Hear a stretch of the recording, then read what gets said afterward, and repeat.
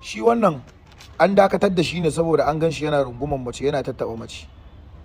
Shi kuma mai wushirya da ya laifi gidan yari suka tura shi. Kaga wannan son kai ne karara. Wannan bawan Allah abin da ya kamata ya yi, saboda shi laifin shi double ne. Bayan taba jikin mace da ya yi a fili, kuma wannan matar jarumin cikin su ne Adam ya zango, ya kamata ko kara a masa. In ba a Adamu kara ba, Ahmad dan da ta haifa kara, shi Haidar din matsayin shi na ɗa namiji wanda ya fara mallakan hankalin kanshi. Yau a ce mahaifiyar shi take wannan rayuwar, dole abu ne da zai filin babu daɗi. A matsayin shi na ɗan musulmi da ya samu tarbiyya na musulunci, ya san dokoki da rukunan musulunci. Shi wannan da aka tashi sai aka ce an dakatar da shi, wannan kamata yayi a mai daurin shekara 70 a gidan yari da taron tiriliyan 2, amma ba a masa ko ɗaya ba, aka ce an dakatar da shi ne kawai zuwa wani lokaci.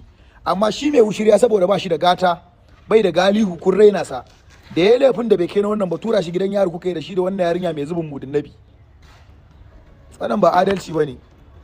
Ya kamata 'yan fim in za ku yi wa Adamu kara, wannan baiwa Allah ku dakatar da ita a harkan fim na har abada. Saboda menene? Harkar fim abu ne wanda wasu suna kokarin kare mutuncinsu. Ita ba ta duba la'akari da cewa ita matar wani ne cikin 'yan fim din nan.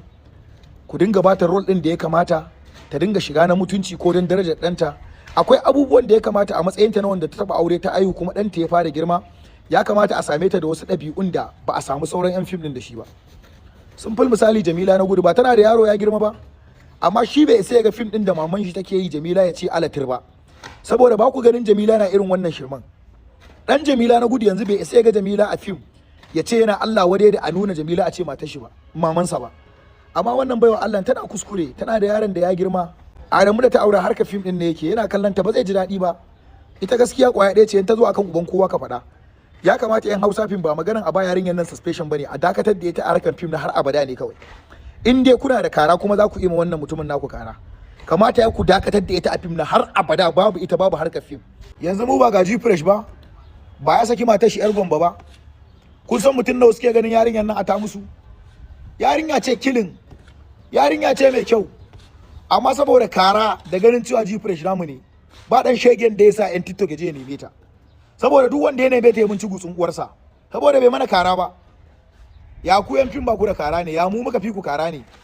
Ga abokan mu 'yan TikTok sai sakin matansu suke, amma ba ma iya zuwa. Yawa kuke ba.